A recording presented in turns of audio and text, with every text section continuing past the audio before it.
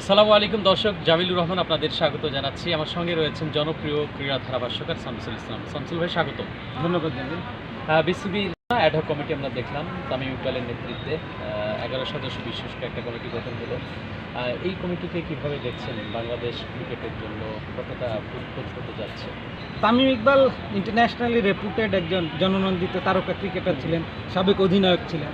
এই তো 23 বিশ্বকাপেও তার খেলার যথেষ্ট সম্ভাবনা সুযোগ ছিল। তো ক্রিকেট ছাড়া 3-4 বছর হয়েছে তার। এখন সাংগঠনিক পর্যায়ে তামিমের ওই ধরনের অভিজ্ঞতা নাই, কিন্তু ইন্টারন্যাশনাল পর্যায়ে যেহেতু খেলাটা তিনি খেলেছেন, এই খেলার ডেভেলপমেন্টে কী করণীয় তা তিনি ভালোই জানেন, বোঝেন। এখন এক্সিকিউশনস লেভেলে গিয়ে ইটস এ টিম গেম। টিমে আতহার আলী খান সাবেক ক্রিকেটার, অভিজ্ঞ মানুষ আছেন, মিনহাজুল আবেদিন নান্নু আছেন। এই দুজনকে তিনি সঙ্গে পাবেন। ক্রিকেট ডেভেলপমেন্টের জন্য কার্যকর পরিকল্পনা তারা দিতে পারবে, তাদের সেই যোগ্যতা সামর্থ্য আছে। কিন্তু আপনি যদি বলেন যে কমিটির 11 জন সবাইকে নিয়ে সন্তুষ্ট হওয়ার মতো কিছু নাই। এখন প্রশ্ন হলো যে বুলবুল যিনি ছিলেন, আমিনুল ইসলাম বুলবুল, তার কিন্তু একটা দীর্ঘ অভিজ্ঞতা ছিল সাংগঠনিক পর্যায়ে। তিনি কোচেস ট্রেনার ছিলেন, আইসিসিতে কাজ করেছেন ক্রিকেট ডেভেলপমেন্টে। সো ক্রিকেট ইনফ্রাস্ট্রাকচারাল ওভারঅল সামগ্রিক উন্নয়নের যে পরিকাঠামো কেমন হওয়া উচিত, কিভাবে অগ্রসর হওয়া উচিত, কোন জায়গাগুলোতে হাত দিলে ক্রিকেট সত্যিকার অর্থে উন্নয়নের ছোঁয়া পাবে, এই বিষয়গুলো খুব ভালো জানতে। আমাদের দুর্ভাগ্য, আমরা আমিনুল ইসলাম বুলবুলের মতো একজন ভার্সেটাইল অভিজ্ঞ ট্যালেন্টের মানে কি তার কাছ থেকে সার্ভিসটা নিতে পারলাম না। এটা জাতিগতভাবে আমাদের ব্যর্থতাই আমি বলবো। কিন্তু পরিস্থিতিকে তো আপনি এড়িয়ে যেতে পারবেন না।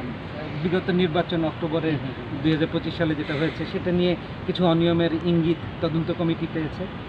এখন আমি ভয় পাচ্ছি নির্বাচিত একটা কমিটি হুট করে ভেঙে দিল, আইসিসি এটাতে বেঁকে বসে কিনা এবং আইসিসি কোনো বিরূপ প্রতিক্রিয়ায় যায় কিনা বাংলাদেশ ক্রিকেট বোর্ডের উপর। তা যদি যায় তাহলে আমরা তামিম যে দুটো প্রায়োরিটি বলেছে, ক্রিকেটের সুনাম ফিরিয়ে আনবে, 1.5 বছরে যা নাকি হারিয়ে গেছে, এবং সুষ্ঠু একটা নির্বাচন করবে। সুষ্ঠু নির্বাচন প্রশ্নাতীত।